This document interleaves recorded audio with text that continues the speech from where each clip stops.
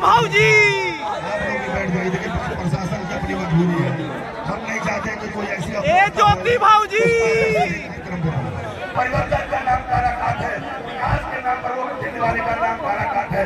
मुर्गा भात के कोई रोड को आने वाला नहीं है। करालों से कहना चाहूंगा, मंच से बड़ी बड़ी बात बोल रहे हो, सामाजिक समरसता की बात कर रहे हो, जगह की बात कर रहे हो। और देखो मेरे मुंह पर एक तरफ पप्पू खान बैठे हैं, समुद्री नदी बैठे हैं, जमुना निषाद बैठे हैं। समाज के लोगों को एक बार आकर के देखो, हमारे तरफ से हमारे कलाकार ने, हमारे पवन सिंह ने, हमारे नेता ने बात को कहा है कि पवन सिंह को कोई एक जाति का धर्म नहीं देता है। पवन सिंह को सारे समाज और जाति धर्म के लोग सुनते हैं और सारे भी बंधन टूट गए हैं।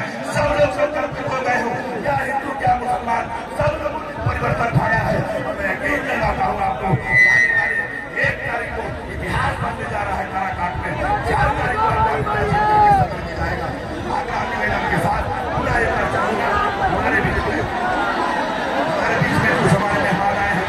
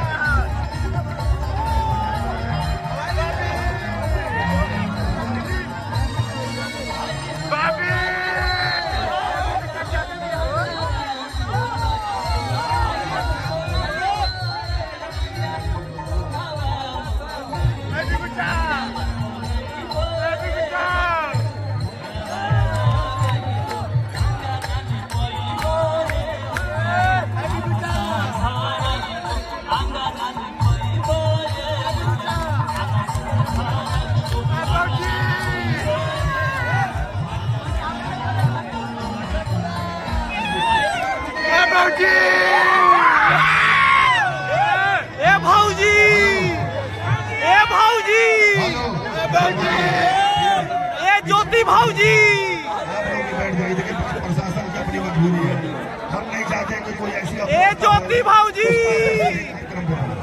आप सभी से हाथ जोड़ करके थोड़ा सा डिस्टेंस बनाकर